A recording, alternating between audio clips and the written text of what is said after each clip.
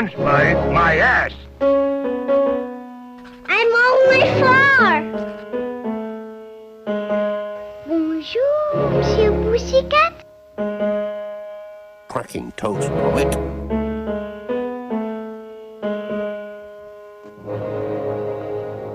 Start spreading the news. Hello, everyone, and welcome to the short podcast about short films. I'm your host, and we are discussing the Academy Award for Best Animated Short. Today's episode is about the 73rd year of the award at the 77th Academy Awards, which celebrates the films of 2004. Today's guest you last heard discussing It's Tough to Be a Bird in the films of 1969. Please welcome back Jakob Sanchez. Hello, Jakob. Hello. It's an honor to have you back. It's been a while, but it's nice to have you back to talk to you about this lineup. An honor. I like that word. Thank you. But yeah, let's just keep moving. But remind us, what is your familiarity with the Best Animated Short category? I have seen all the ones from 2022 that got nominated for an Oscar. I have seen multiple short films and animated short films in various categories, but most of the time I haven't, until again, like very, very recently, I haven't gone out of my way to watch all of them. But again, go through the list, and usually there's one that like I had seen, like, or at least like beforehand, the 1960s and the 1969 one, like basically the ones I was on. Like that's close to my familiarity with it. Yeah, and you've had a bit of a nice with your other episodes. You got a bit of a even-handed distribution. It's like you were here in the 30s, you came back in the 50s and the 60s, and now we like I said, we have a bit of a gap, but now you're here in the 2000s. You're here in the CG era. It's just like we will come to terms with that.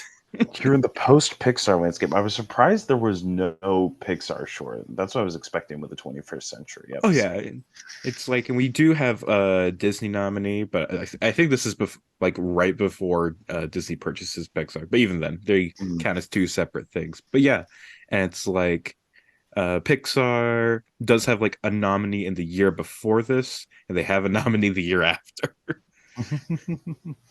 It's just like you're just here in the 1 year where they don't. Which I like in some aspects, because like all of these, like aside from Lorenzo, which is a Disney short, all of these feel like the underdogs. Even Lorenzo's kind of the underdog. Like that has its own story, but yeah, because like that was not before like Incredibles. I'm guessing maybe it was shown before like Home on the Range or something like that. I don't think it was shown before. Yeah, it was shown before Raising Helen. Oh my god, what a random movie to be. Because like, what a random movie to have, like, you know, like this Gary Marshall romantic comedy. That suddenly you got to watch a 5-minute short beforehand about, you know, this cat that like whose tail is dancing so all by itself. Yeah, it's just they really like disrespected their shorts at this time. Like it's like they wanted to make them, but also didn't want to give him any respect. It's like when with Runaway Brain they showed it before a kid in King Arthur's court. What what is that? What is the what is the logic behind that? Like, didn't like Little Match Girl like only get released on a Little Mermaid DVD? I think so. Yeah, I haven't written that episode yet, but I'm pretty sure that's correct. Something a while back, but yeah, today's shorts, I guess.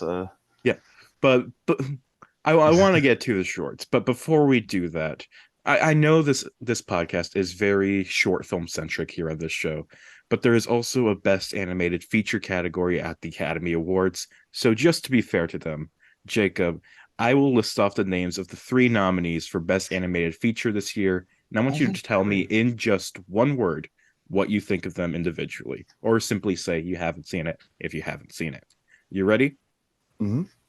First, we have the winner, which is The Incredibles. Incredible. All right. Two, we have Shark Tale.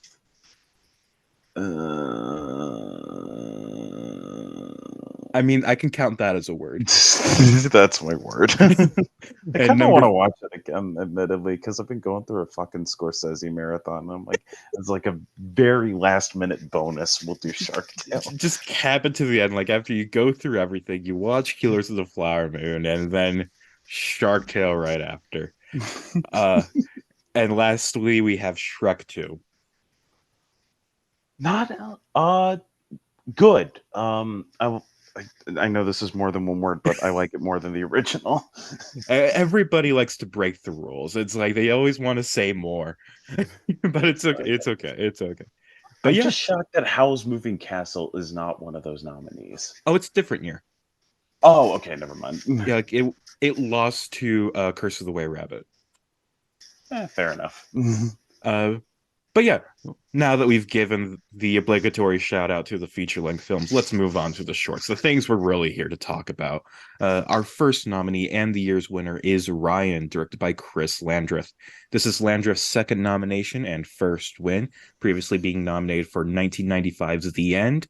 And this is also the 29th nomination for the National Film Board of Canada and their fifth win, last winning for Bob's birthday in 1994. And the last thing to note is the film is about a prior Oscar nominee, the titular Ryan Larkin, also an animator for NFB, who received an Oscar nomination for the film Walking in 1969, which Jacob was the guest for. And so now we are full circle here. Absolutely. And for this prologue, I'll mainly focus on Larkin himself. After the release of Walking, which garnered massive international acclaim, Larkin became overwhelmed, suffering from immense pressure and anxiety trying to live up to his reputation. This led him to take up alcohol and cocaine addictions, and then leading to his departure from the NFB. He tried to pick up animation or painting work afterwards, but it wasn't long before Larkin became homeless. By the year 2000, Larkin had faded into obscurity, just another man on the streets of Montreal. But Chris Robinson, director of the Ottawa International Animation Festival, had heard about Larkin and sought him out. He did find Larkin and invited him to dinner, where Larkin told him his story. Robinson then brought Larkin to the Ottawa Festival and made him a member of the selection committee. This is where Chris Landreth comes in, as he was also on that committee. Landreth had no idea who this stranger was and why he was on the committee. It was only when the committee members decided to screen their own films that it was revealed who Ryan Larkin was. And Landreth was then inspired to make a film about Ryan Larkin's life. And after a few months, he asked Larkin about it, and he agreed. In 2001, Landreth conducted interviews with Larkin, and the idea was first to make it solely focus on him, with Landreth in the background, only guiding Larkin's telling of his life. But after a confrontation over Larkin's alcoholism, he decided to make himself a larger part in the film. I would like to go into the depths of the CG animation, how it all works, but reading into it, it is incredibly complicated, and I can't even begin to understand the depths of the techniques that were used in making this film. But I imagine we'll talk about the film's visual style at length later on, so I'll just jump ahead to the film's completion and release. It was screened at the Cannes Film Festival as part of their International Critics Week selections. Larkin is said to have had a pained reaction to the film, but eventually came to love it. By Oscar season, the NFB launched the largest Oscar campaign they had ever undertaken to get word out about the film, and made the film somewhat well known, at least among film circles and of the standards of animated shorts at that time. It was a big undertaking for the NFB, who had in recent years fallen into a bit of obscurity and had faced large budget cuts in the 90s, but were starting to make a comeback in the 2000s. At the Oscars, only Landreth attended, with Larkin refusing the invitation and instead watching the ceremony at the Montreal bar Copacabana. Larkin didn't even get to hear Landreth's acceptance speech due to the patrons of the bar all cheering and congratulating him after the short's win. And once again, Larkin found himself with international fame, and people wanted him to make a new film after over 30 years away from the industry. But this time, he got to work. He began working on a film called Spare Change about his life panhandling on the streets of Montreal. However, Larkin never saw the film completed. He succumbed to lung cancer on Valentine's Day in 2007. The film was eventually completed by the animators and led by Laurie Gordon, Larkin's friend and co-director and musician for the film. For one final note, in the documentary Alter Egos about the making of Ryan, Larkin says, I don't think I have anything really that interesting to say except to apologize to the world for not providing them with another beautiful film. Ryan, the film, begins with Chris Landreth talking to us through a mirror, showing us his visible emotional scars, which have literally taken chunks out of him. We follow him into this mirror world where our emotional scars are visible and walk with him through a nearly empty cafeteria, a few other deflated and disfigured individuals scattered about, and Landreth sits with Ryan Larkin, who has been so disfigured that there's little left of his body anymore. Larkin and Landreth discuss Ryan's career, his love life, his alcoholism, and more. Jacob, what did you think of Ryan? The, I think the Academy was correct. This was my absolute favorite of the bunch. I already considered Walking to be probably like the so far the cream of the crop of the films that I've joined you to talk about on here. But Ryan itself, I was wondering how it was going to go. Like after hearing that it was basically, a documentary about Larkin, I thought he had died before the film was complete. So there was a part of me that felt, I'm like, oh shit, is this like is this too much? Is this like, exploitation? But it wasn't that at all. It was this really beautiful, sincere tribute to an artist. Um, Especially through the animation itself, which, Larkin was all about trying to push the boundaries of what could be done with animation. And this film does that itself, like not just from like its very photorealistic CGI, but also like using CGI to just stretch the limits of what can be done, like but also like weird designs and characters and somehow making that all possible through CGI itself. Like some of the designs in this, like I was like, holy shit, like I thought you could only do those through 2D animation or just like stop motion. There was an uncanniness to this film that I adored. And I think it was something that I think it was again like it can't be just a sincere tribute, like just through the context, but through the the content, but through the aesthetics as well.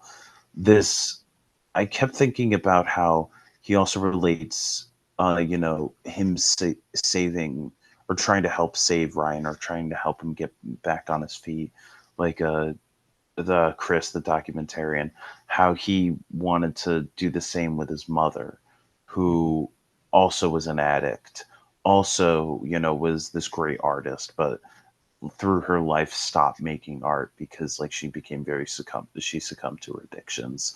And to him it feels um and he even makes fun of himself for that, like with that like little like angel halo he Yeah. puts on himself at one I point. love that little detail where it's like Yeah, when he finally like says like, "Hey Ryan, maybe you should stop being alcoholic." Gives himself like a fucking ironic, holier than thou halo. It's just like yeah, I really enjoy how like Chris is like very he's not afraid to like poke fun at himself a bit.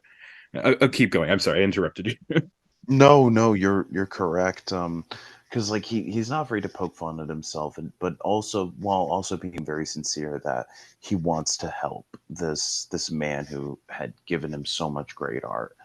And and now basically just keeps drinking. And he's at a homeless shelter, and he just like wants him to like be able to find that spark again. Because from what it sounds like, Ryan always wanted to keep making art, but he just never had the money.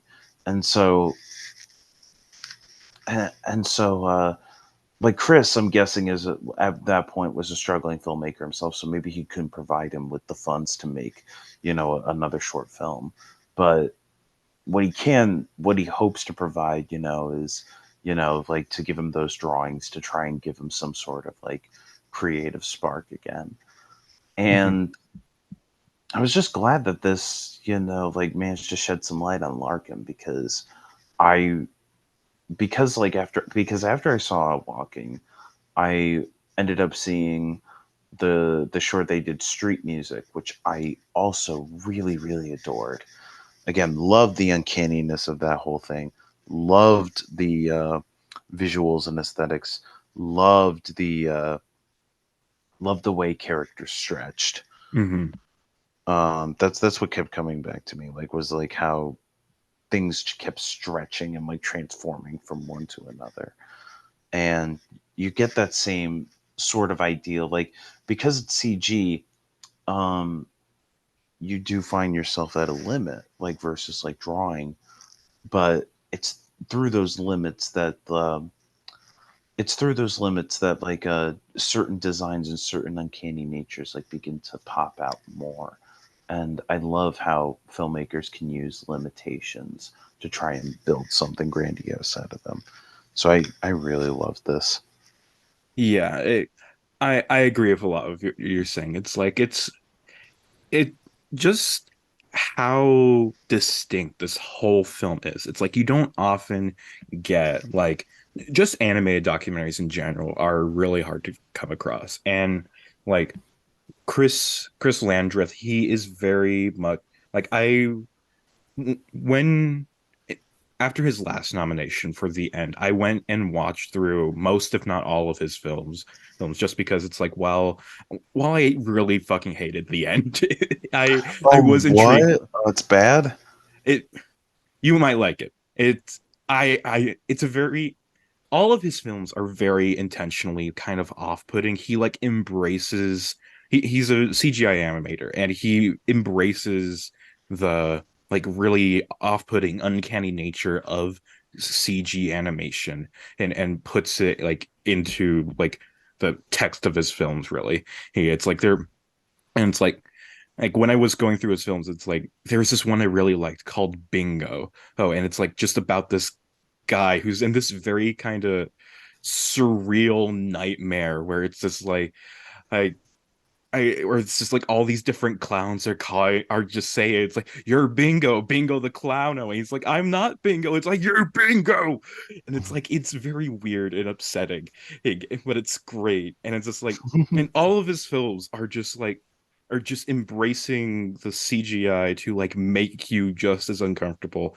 And like with this film, it uses that uncanny nature to just to it's not using it for comedic purposes like that film or like The End, which is also kind of comedic.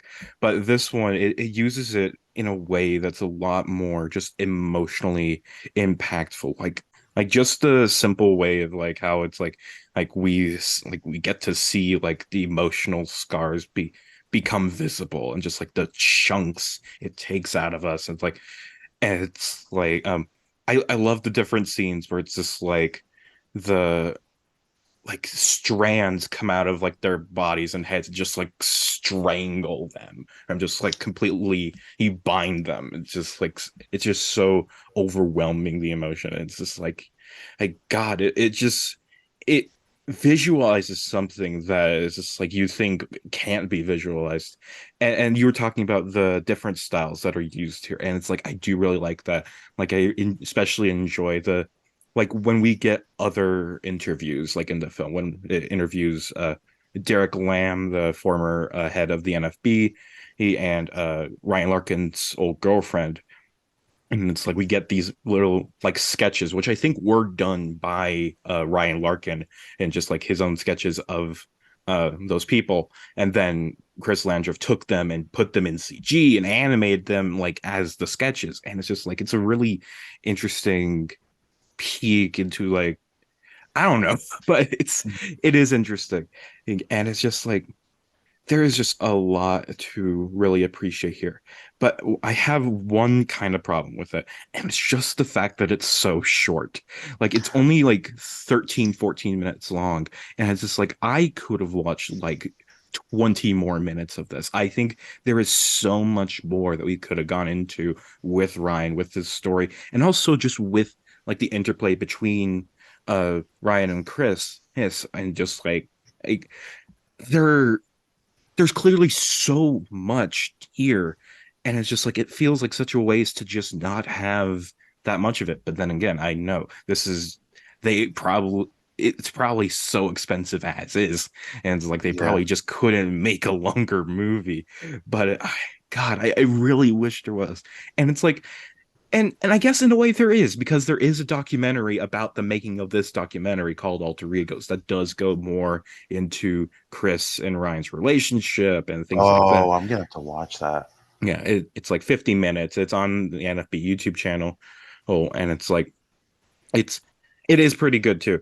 Ooh, but it's like it's also just not the same because it doesn't have the style or anything. But it's God, and like you're saying, this just really is effective as a love letter to Ryan Larkin, and it is a great it is great that he was able to see it to fruition. It's like even if like he was a bit off-putting about it, it's like I remember reading like he originally like really hated how he was portrayed as like this very disfigured person, but once he like I think it was probably early on. It's like when he was seeing the early character designs, it's like, why are you portraying me this way?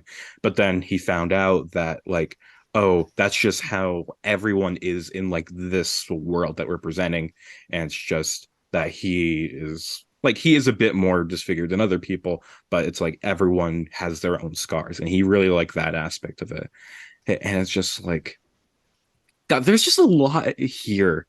And it's like Yeah. I just really like I wish I like enjoyed this more because there is a lot to appreciate.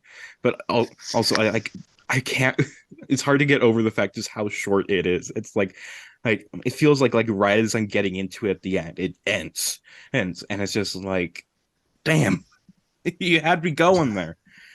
But No, still, that's great film. fair.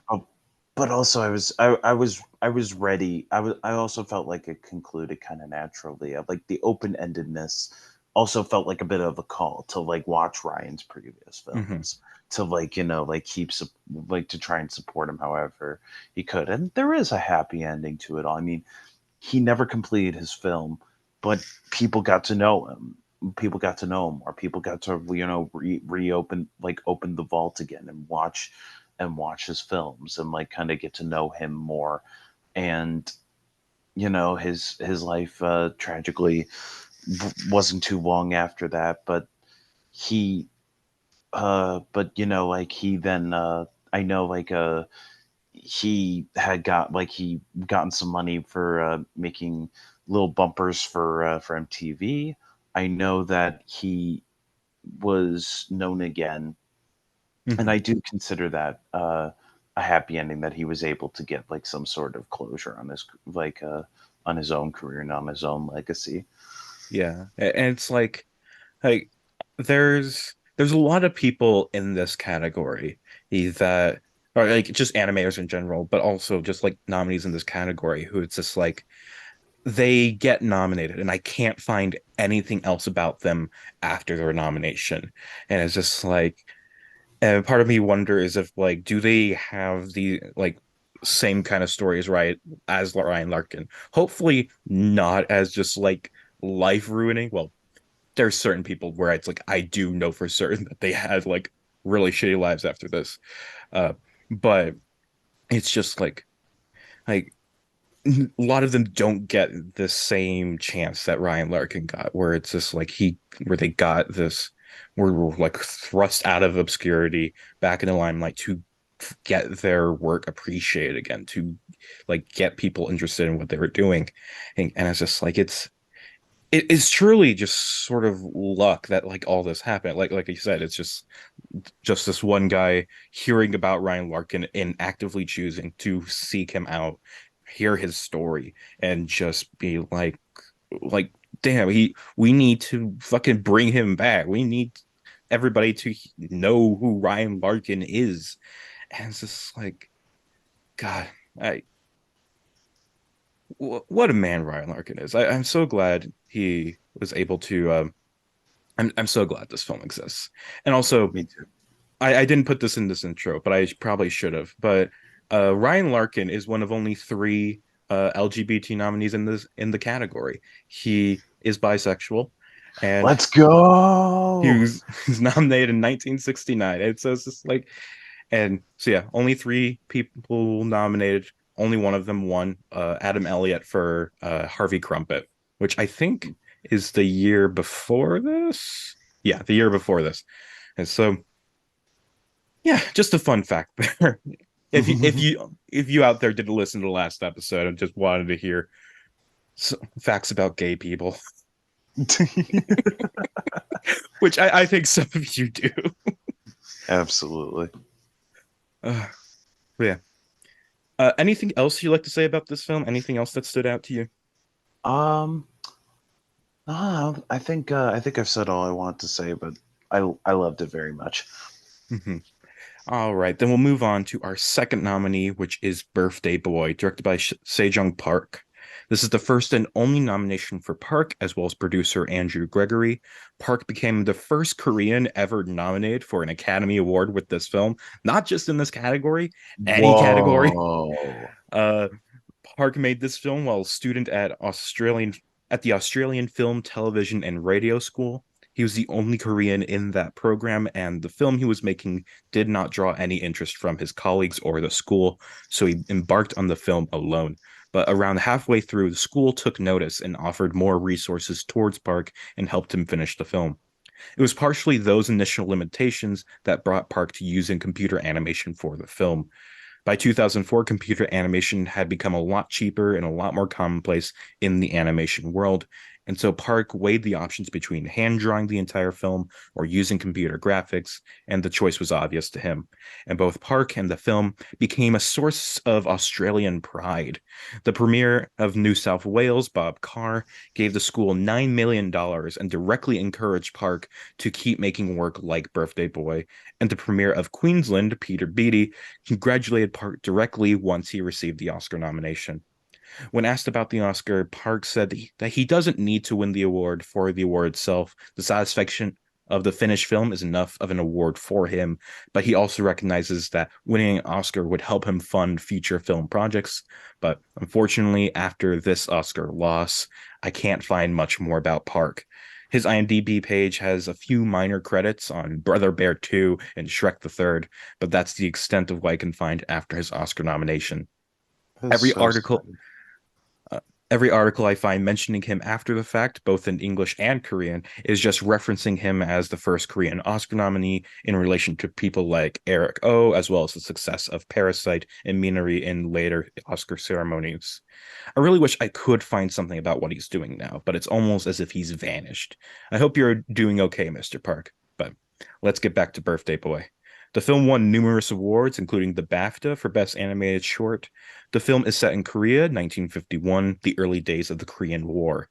We see a small boy rummaging through the remains of a fighter plane, and he takes a small screw. The boy brings the screw to the train track, places it on the rail, and watches a train carrying takes pass by and crush the screw. Then the kid goes off and pretends he's fighting in a war with his father. Eventually, the boy returns home and finds a package at his door. So this is a really good comparison with Ryan in terms of the way they both use the computer generated imagery, where it's like while Ryan like really uses the like awkwardness of the format to really enhance the emotions of it. Uh, I feel like Birthday Boy is just kind of ugly in the way it looks, and it's like it's not. Yeah, It's just the limitations of what the technology was, and it's like specifically hearing that Sejong Park wanted to do it in 2D, but then just like due to his limitations, he felt that computer what was the best was like the easiest option for him. It was just like I would have liked to see this in 2D. I think like with a good style to it, it's just like this would have been a lot more emotionally uh impactful. And it's like we have a good story here. We have this little like slice of life kind of thing where it's just like where you just kind of pick up details about this boy's life, like how like the war has kind of torn things apart, and the kind of the darkish ending where it's like we are supposed to infer that his father was killed in the war, and it's just like, yeah, it is all just like it is a good story, but at the same time, it's like I feel like it's just so clunky and it's so kind of boring. That I think it's largely in part due to the animation itself. I just don't think that either I don't think the technology was there at this time for what Sejong Park wanted to do, or either that he just wasn't experienced enough with the medium in order to really to effectively make the film the way he wanted to make it. But then again, maybe he is very like I said, he is very proud of the film. But at the same time, I feel like there could have been more, and it's just like I feel like there was just limitations that he couldn't have gotten. And it's like I wish the school was more behind him from the start, that he could have gotten more help on this, that he could have like that he could have done it in 2D. He could have gotten the resources to do that, but the film is what it is, and what it is just kind of okay. I agree. like yeah, I enjoyed watching it overall and kind of picking up the details, picking up how this kid is basically just like in some aspects like waiting for his dad to come home. But like he just does not. I don't think he realize. Of course, like I don't think he realizes the extent of what's happening. But as a whole, I enjoyed it. I as a whole, I enjoyed it, but like I can't say that I found myself really entranced by it. Mhm. I thought like in some ways some of the animation was just too clean as well. Like especially like as we like kind of start off the picture, like there will be like like characters just kind of like walking to the point where it feels like it feels like too clean or too like I don't say like hyper realistic, but like very I don't know, just like it just like has like a sort of like a lack of grit to it that I don't know, like everything just feels like very again Like like it's all very plasticky. It's like plastic, like perfect word. that's the way that CG kind of was. It's the reason why Toy Story is about toys. It's just like they found that the CG was like it made it look like everything was made of plastic. So it's like, why not make everything of plastic? But I don't know, like as a whole, I definitely enjoyed it, but I can't say that I would really come back to it or to try and pick up any details that I missed. Like it's definitely like learning that he was a student while he made this definitely makes a lot of sense. Like this is Mhm. definitely somebody's project that they put a lot of time and work and passion behind, but they just didn't have like the funds to really kind of make everything the way they wanted it to. But and as a result, like that's makes me like feel bad for like like being critical of it because the more I think about it, it's like yeah, like especially like with some of the other nominees here, who I'm guessing like have been making film like making films for decades now. Um, Birthday Boy definitely is uh the work of somebody who is like just really trying to get their feet wet. Mhm.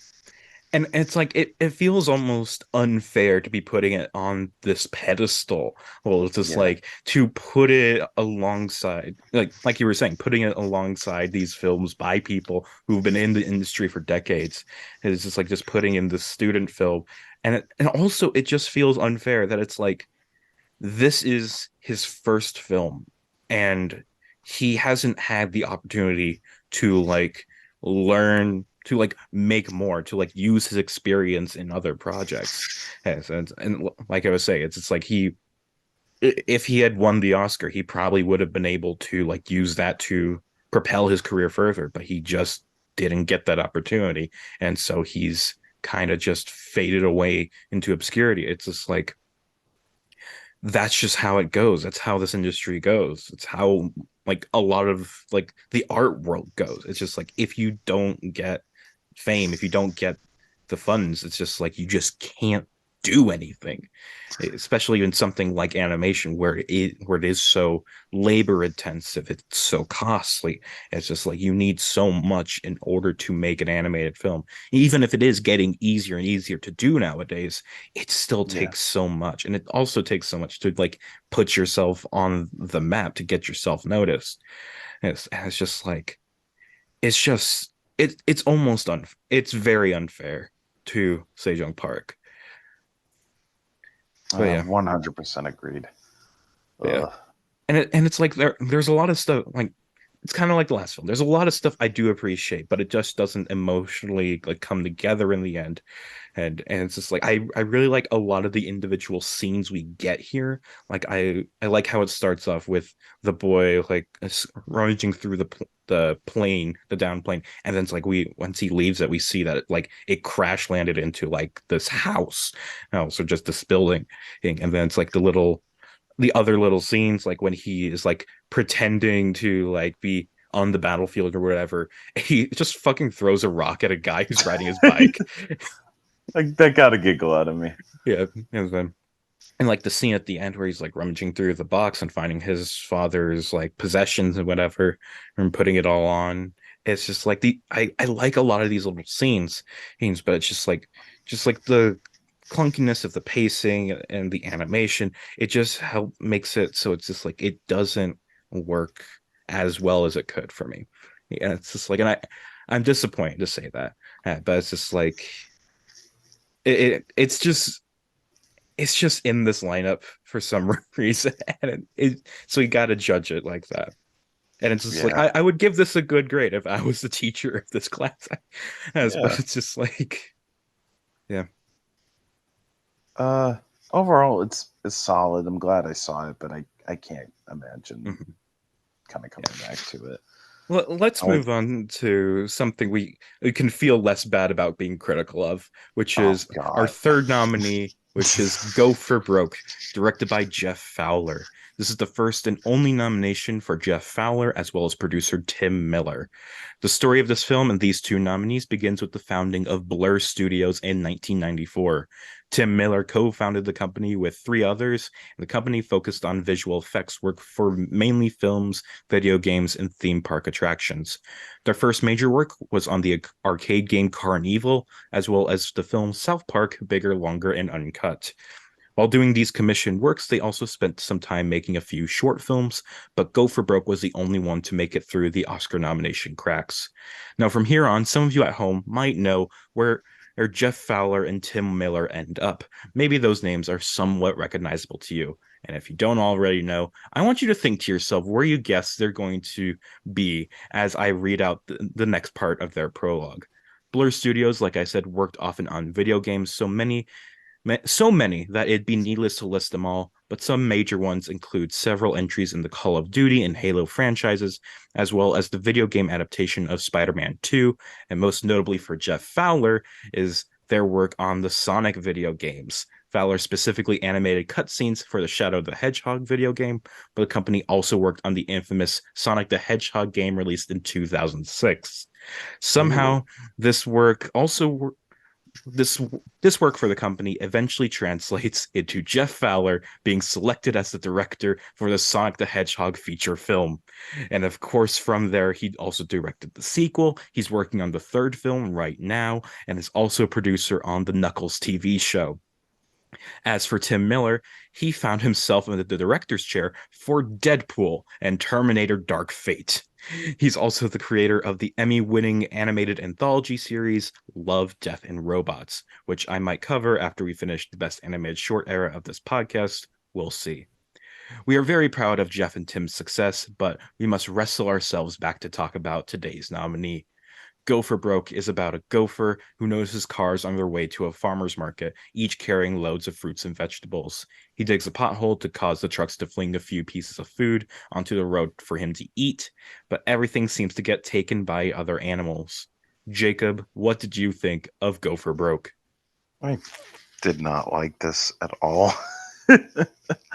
It was, I mean, the setup is kind of funny, the gopher realizes that like there's a farmer's market in town, and he's so he tries to like he's really excited, hopefully that and then there's patrons coming back to driving away from the market with food, so he tries to make their cars go bump so he can eat, Mhm. but everybody steals his food, which is kind of funny the first time, but the joke gets so much staler,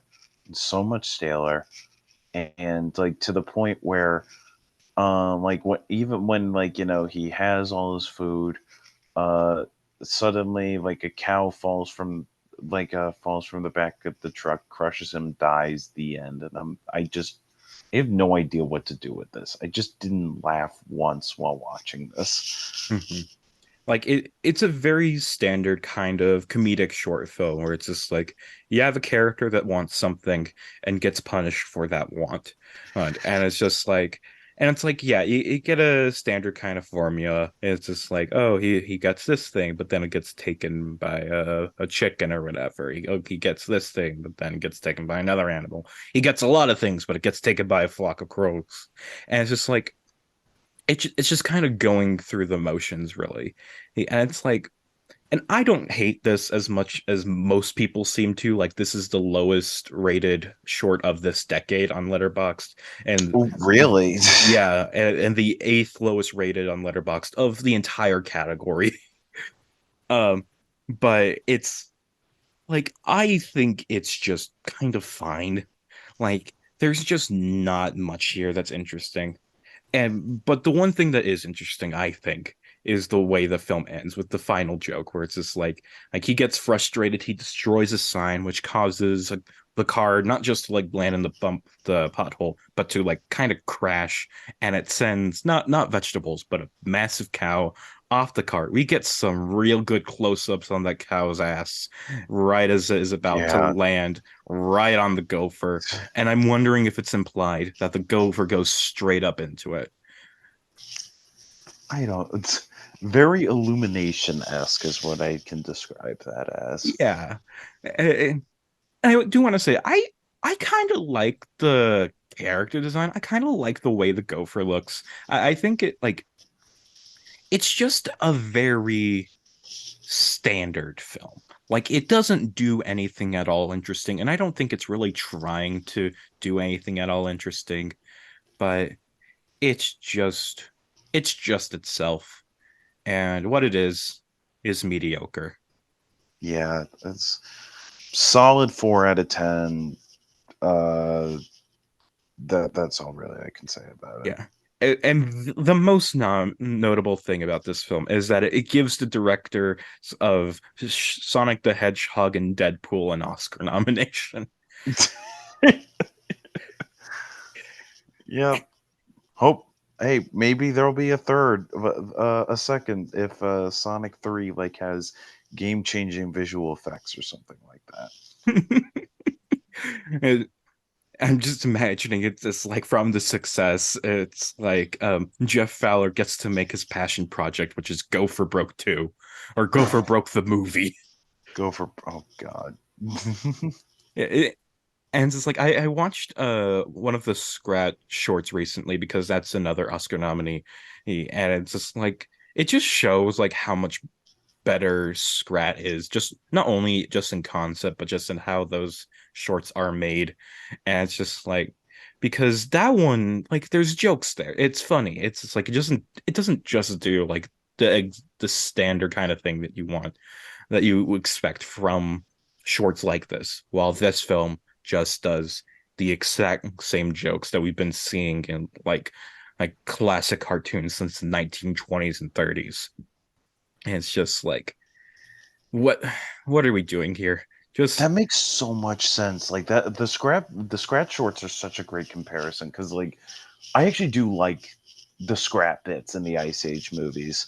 Um, I've seen 4 of them, and the quality is all over the map on those ends. But Scrat's always kind of funny. Mhm. This is definitely a much worse version of Scrat. Yeah, And look at it. This was released in theaters with the U.S. dub of Dougal. Yes, which is such a fitting place for it to be. Oh my god. Fucking Dougal.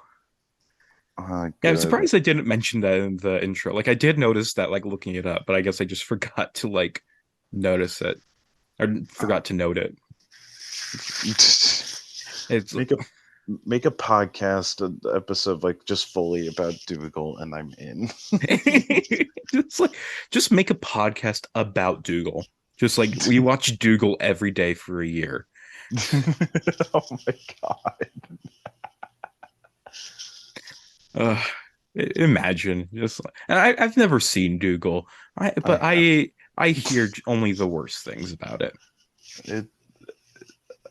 One of these days, I'll show it to you. Okay. And I think that's enough about Gopher Broke. So we'll move on to our fourth nominee, which is Guard Dog, directed by Oh Bill yes. Plimpton. This is the second and final nomination for Plimpton after 1988's Your Face. When we left off, Bill Plimpton's animation career was just getting started, and his career from then on is perhaps the dream of many animators. After his Oscar nomination, he started getting many calls to do commercial work for a wide range of companies, which he obliged and used that money to fund more of his own personal films, which in turn garnered him more success and fame, eventually leading to him making his first feature film, The Tune. While he worked on the film, he released sections of it as animated shorts themselves, one of which won the jury prize at the Cannes Film Festival. And from there, it becomes less of a biography and more just a series of films and accomplishments for Plimpton. He's directed over 80 films in his career, whether they be shorts, features, or music videos. And if you include the times when he's provided animation for other people's work, such as his many Simpsons couch gags or his animated segments for the documentary Fuck, it could easily go into the hundreds. But among his career, Guard Dog itself is somewhat significant, not only due to the Oscar nomination, but the titular Guard Dog is a character that Bill Plimpton has brought back again and again in future films, including two sequel shorts and also just cameos in other films. The film is about a dog being taken on a walk by its owner, and the dog keeps imagining anything and everything is secretly a threat that is trying to kill its owner, and so the dog scares it away. First thing I want to say, I fucking love this dog. I think it is so fucking adorable. Like there's when it does like the title shot or whatever, it has this freeze frame on it, and it's just like, wow, that is the cutest fucking dog I've ever seen. And throughout the short, it's just like every time when it goes in like the little walking segments, he's just like so fucking happy and bouncing around before he notices something and starts like barking at it or whatever, and imagining that how it's going to kill its owner. And the crux of this film is just these ever repeating segments of dog notices something, imagines some weird way it kills its owner, barks it away, and it repeats that a lot. Like it. I would get how someone would think that this short is like way overly repetitive and just kind of just too much in terms of just like, yeah, we get the point. Right? And it's just like, but I thought this thing was hilarious. Yes, and I especially love the dark ending where it ends up that the dog ends up killing its owner because he just like chokes it with the leash. And it's just like, what a way to cap this fucking thing off. But I just really love this. I thought it was hilarious. Guard Dog is a tragic tale about how too much overprotection will end up hurting the ones that you love. Mhm. This was great. I thought this was really good. I again, like maybe it got a little too repetitive for me in some aspects, but unlike Go for Broke, I found the jokes to be very funny. Mhm. And Um, it's like very there's also clean.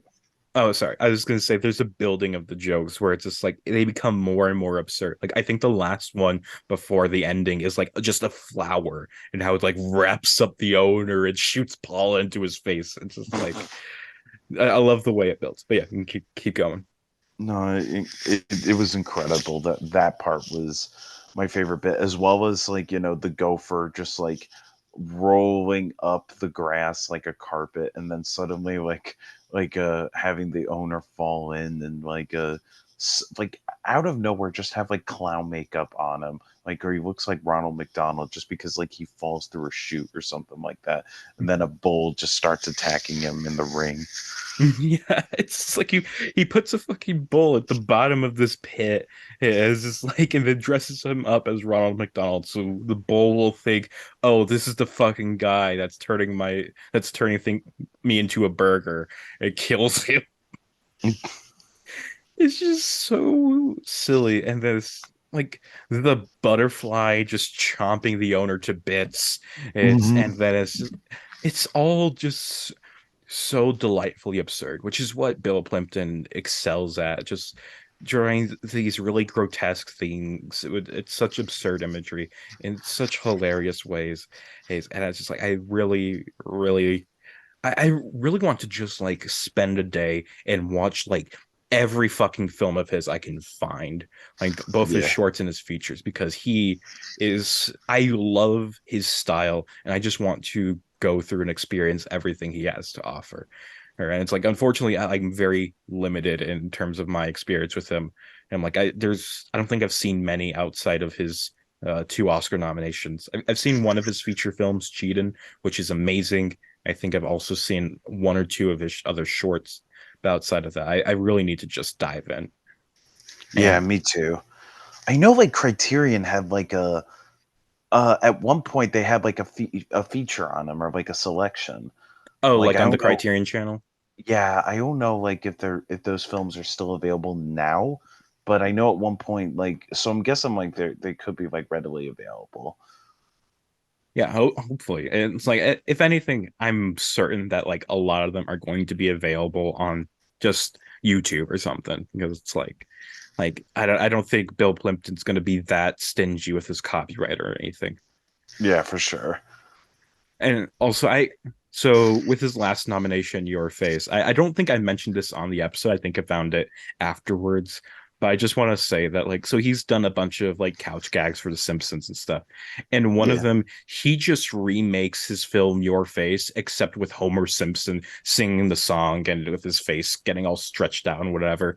Or Oh, it's just like it's very I part of me likes that version even more than the original version, just because first of all, Dan Castellaneta has a really good singing voice, like, but yeah, he also does. it's just fun seeing Homer Simpson getting like his face completely disfigured. Yeah, I like when they experiment with different animation on The Simpsons. Mhm. But Yeah. yeah, it seems that his films aren't on Criterion anymore, though. Damn it! All right, hope get back on that Jerry Criterion. Jerry Criterion. Yeah, he's the guy who owns Criterion. But yeah, there's not much to say about this film. It's just a very simple, uh, comedic short where it's just fucking dog imagines things, hasn't that just wants to protect his owner, but ends up killing him in the end. What a dink. Yeah, again, overprotection will end up hurting the ones that you love. Mhm. Mhm. And speaking of, I guess, misplaced love or something, I don't know. Just a segue. Our fifth and final nominee is Lorenzo, directed by Mike Gabriel. This is the first and only nomination for Mike Gabriel, as well as producer Baker Bloodworth, which is one hell of a name, and the 46th nomination for Disney. Like last year's Destino, Lorenzo is another film that started as an idea in the 1940s, but was scrapped due to Disney's low funds at the time. The idea came from Joe Grant, a character designer and story developer at Disney, who was instrumental in all of Disney's earliest feature films, designing Snow White's Evil Queen and being integral in the story and development of Pinocchio and Dumbo, among others. Lorenzo was one of the last projects he had worked on before leaving Disney in 1949, but he returned to the company in the late 80s and worked through the Disney Renaissance all the way up to his death in May of 2005. But before he died, people at Disney were rummaging through the archives when they found his old ideas and designs for Lorenzo. The company was interested in making it a real film, which Joe Grant helped advise on. The project was directed by Mike Gabriel, who was already a somewhat notable name at Disney, working with the company since 1981, and was co-director of The Rescuers Down Under, being invited onto that project, and Pocahontas, which he spearheaded from the beginning. Lorenzo would be the last project he'd write or direct, but nowadays he's part of the leadership at Walt Disney Animation Studios as part of what's called the Creative Legacy Team. Don Hahn, another producer for this film, suggested that they tell the story through tango music. And so Mike Gabriel purchased 40 tango CDs, preparing to listen to them all, but he ended up using the very first song on the very first CD he listened to. Boom. The song is Bordoneo y Novecientos by Juan Jose Mussolini and his big tango orchestra. The style of the film originated with Gabriel, with his concept art being broad strokes of acrylic paint on black construction paper. It was a struggle to translate that style into a film, too imprecise to make it look good with 2D animation, and it was too costly to try and make it work in 3D. But they were able to devise a way that mixed the two mediums. The base animation was done in 2D, but there was a computer program developed that added stylings to make it look like acrylic paint strokes.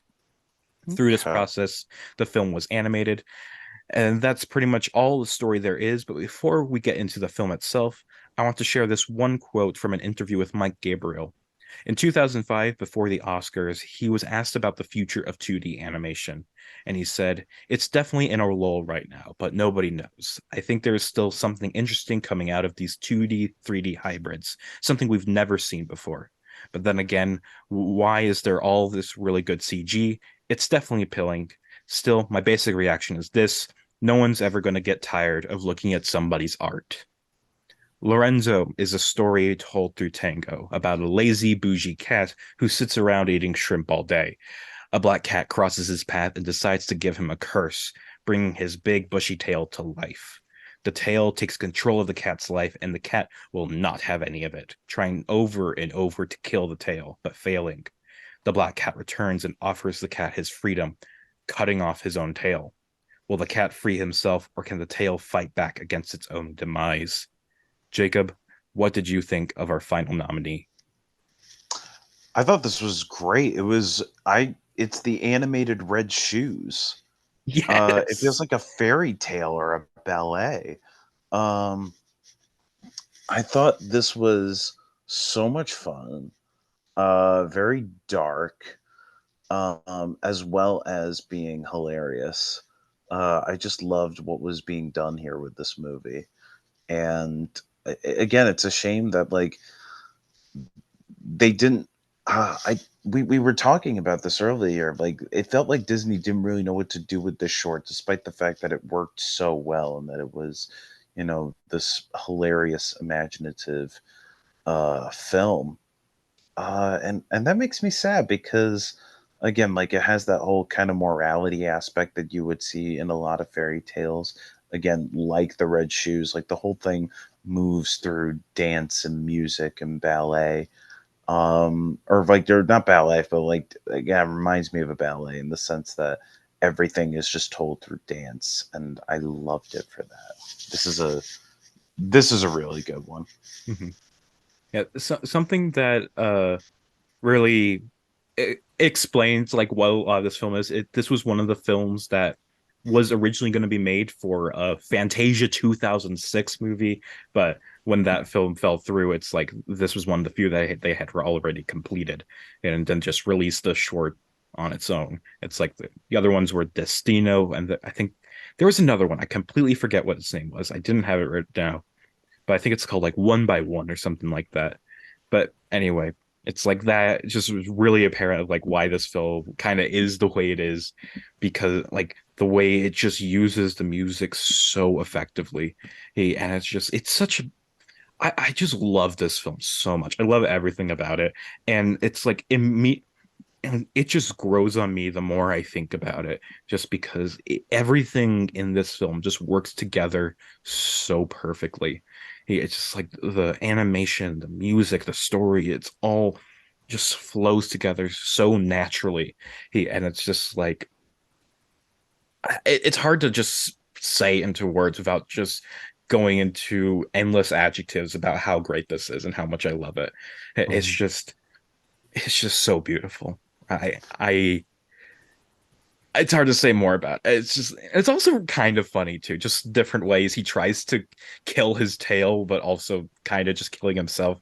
Like there's one shot in particular where he tries to like run his he puts his tail on the train tracks, ties it down, I think, and just has it run over, but it turns out the tail just survives it, and then the cat itself gets hit by another oncoming train, and there's a one brief shot where it's like a sign gets splattered with blue paint, and it's just like, and I remember reading somewhere that's like they originally wanted to do that like with blood, like red, but it's like no, this is they decided let's keep it like still cartoony, but also imply like yeah that's blood.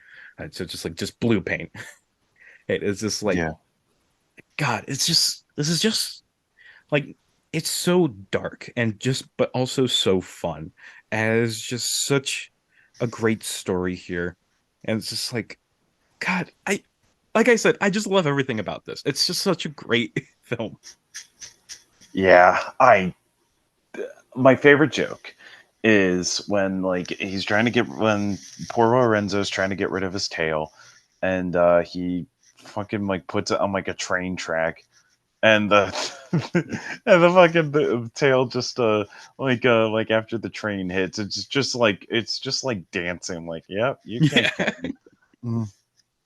I also really love like the ending part after like the black cat comes back and gives him the knife.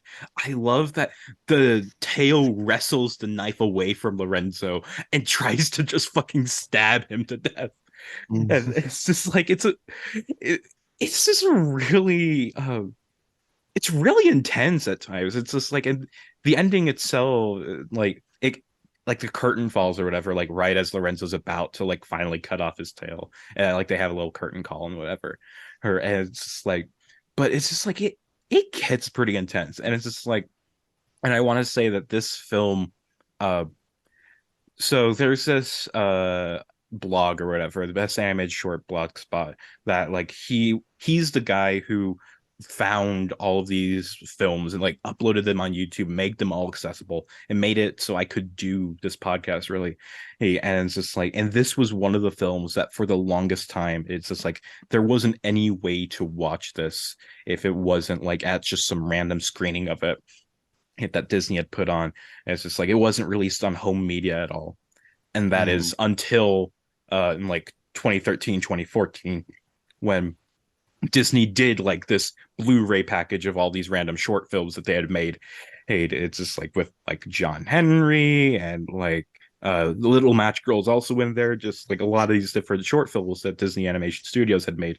It's just like and the guy was just kind of dumbfounded. It's just like Yeah. they there's nothing about this film, and then they just randomly release it one day on Blu-ray collection. It's like okay, sure, Oh but my yeah, god.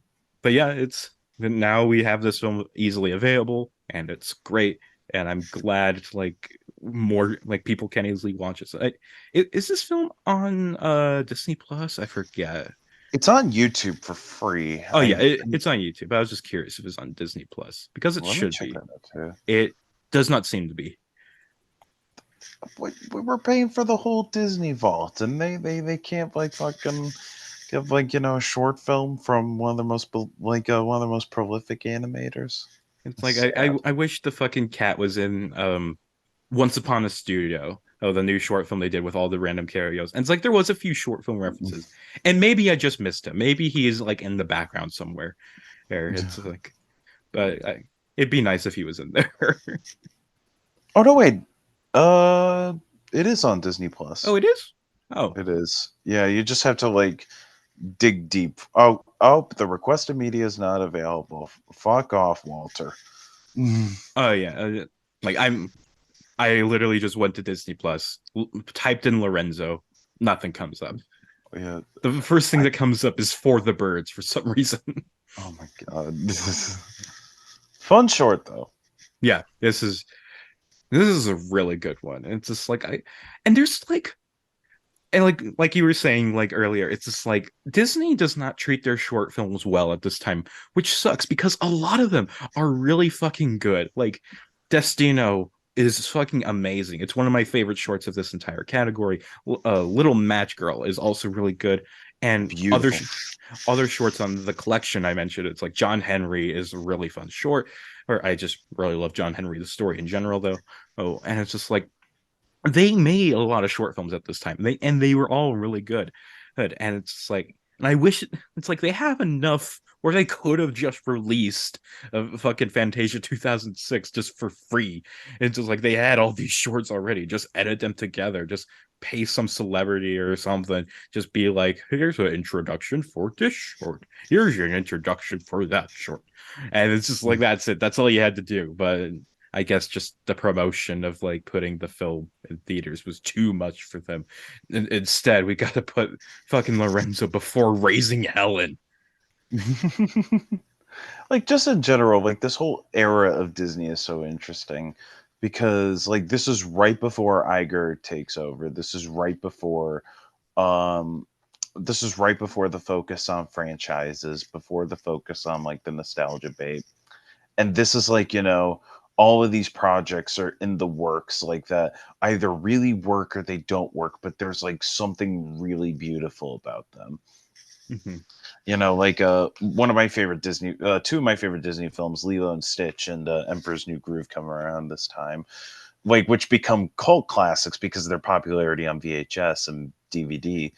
But those movies never really have like an expansion and to me that's the beautiful thing about, well, Lilo and Stitch does, Stitch has a glitch, but and okay, Emperor's New Groove also has Emperor's New School and Kronk's New Groove, but the point is like no big theatrically released sequels or whatnot. they're Mm-hmm. they're kind of like in this own like little world and little bubble, like this whole like early 21st century period of Disney fascinates me. Mm-hmm. Yeah, it's just like it's a very strange time when it's like the Disney's trying to reckon with like computer generated animation and it's all just like it's like they're trying to fight against it kind of, but it's like after like Home on the Range and stuff, and it's just like their whole post Renaissance period being kind of flops. It's just like they learn like they kind of need to accept the new wave, and but it's like then they just go too far in the other direction and just completely cut their entire 2D animation program after fucking Winnie the Pooh flops or whatever.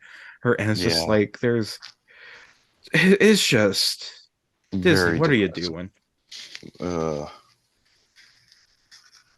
Yeah, and I'm just looking at these like Disney, like Walt Disney Animation Studios like short films that they've made. And it's just like there's it's like I'm just looking at these and it's just like there's a lot of good films here, but it's just like they just don't fucking do anything with any of them. And it's just like yes, like a lot of these were made like they were made for Fantasia and things like that. Like the Fantasia movie that never came to be, even though they made like 4 or 5 shorts for it actually, because I realized Little Match Girl was also meant to be for Fantasia. And so it's like that's 4 shorts they had already. He adds it's like this, they were just like, nah, let's not make any more. But Duh. but then it's like they did end up making like TikTok Tale. That's another like musically based film.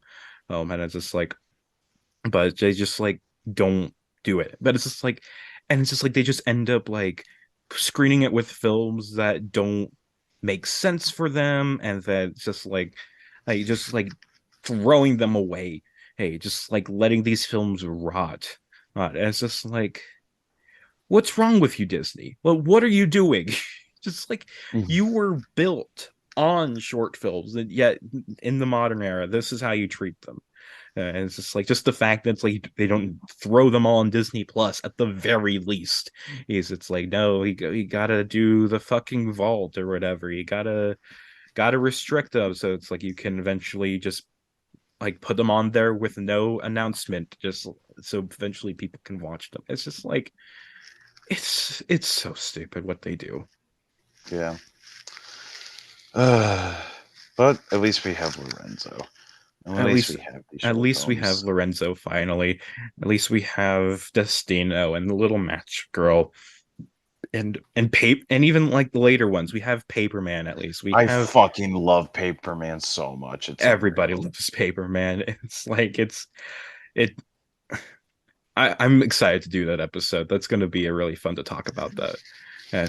But it's like we also got Feast, we got fucking Olaf's Frozen Adventure. God. Oh my god. Oh. Maybe a bad example, but yeah, it's Disney make more short films. We like short films. Give me more content, please. I should not have said content. Give me more art, please.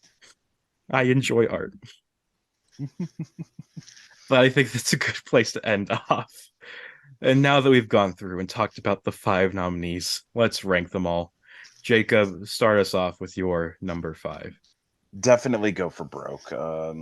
Not really one I plan to return to. Not really a like definitely the early Blue Sky leftovers. I know Blur is a different studio, but it definitely reminded me of like the worst parts of Blue Sky. Not Mm-hmm. really a fan. Yeah, I would compare it more to Sony Pictures Animation at this time. They just they just did the Chub Chubs and won an Oscar for that, and then they made Open Season, and it's like Oh. so yeah, I Ridiculous. think it's more Sony Pictures. Anyway, um, I think some people are gonna hate me for this, but my number 5 is actually Birthday Boy. Oh wow, Like okay. it was very close because I think both of them are very they're very they're like equally as good in my eyes, but for very different reasons. It's just like with Birthday Boy, it's something that didn't meet what I think it wanted to do, even though I find some interesting things about it. And like Go for Broke, there's nothing really interesting about it, but I think it kind of works just on a basic level. It's a very standard comedic short and just does exactly what it says on the tin. But I think in the end, I just am less likely to think about Birthday Boy after this than I am about Go for Broke. Number 4. Number 4 is gonna be Birthday Boy. Yeah, again, like I like the ideas that are there, but it overall, it just I felt like it just needed more. Mm-hmm. My number 4 is of course Go for Broke. I like when the gopher goes up the cow's butt. I think that's a funny way to end this. It's like it's almost just too stupid, but also like I kind of respect how just stupid the ending is. And it's like it's at the very least interesting. It's at least something I'm thinking about. It's just like it's enough for Mm. me. Number 3. Number 3 is I'm gonna say Guard Dog. Great short, overall, but I don't know. I guess I just like the other two more. I also feel bad about my number 3 because I'm gonna pick Ryan. Oh It my it gosh, was my I it knew it. was my number 1 like going into this rewatch, but I just didn't love it as much as I did that first time.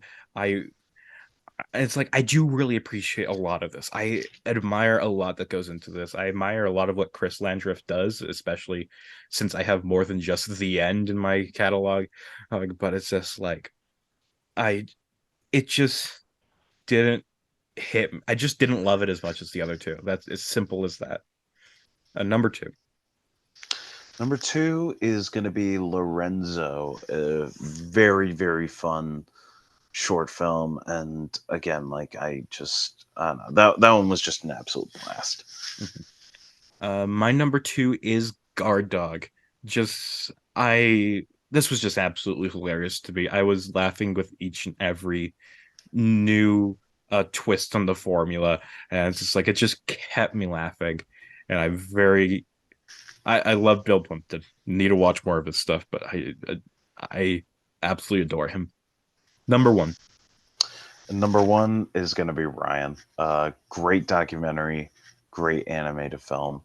Honestly, like sits right next to Walking as my favorite that I've watched anytime I've come on here. Mhm.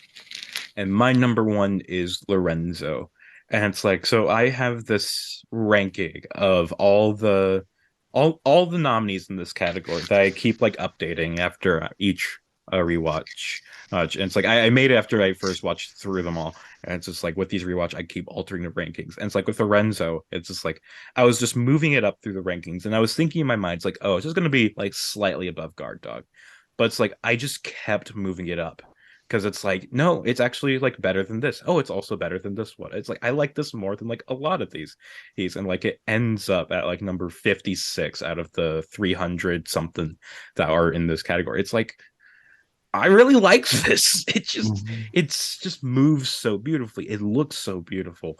The story is so fucking good, and just tells it all so neatly and tidily, and just it is just so well made. I just really admire everything that the short is doing, and I'm very glad it got nominated. I'm glad we have it now, and it's just like I hope more people go out and seek it, and I hope more people seek out Ryan and a Guard Dog too, but also especially Lorenzo.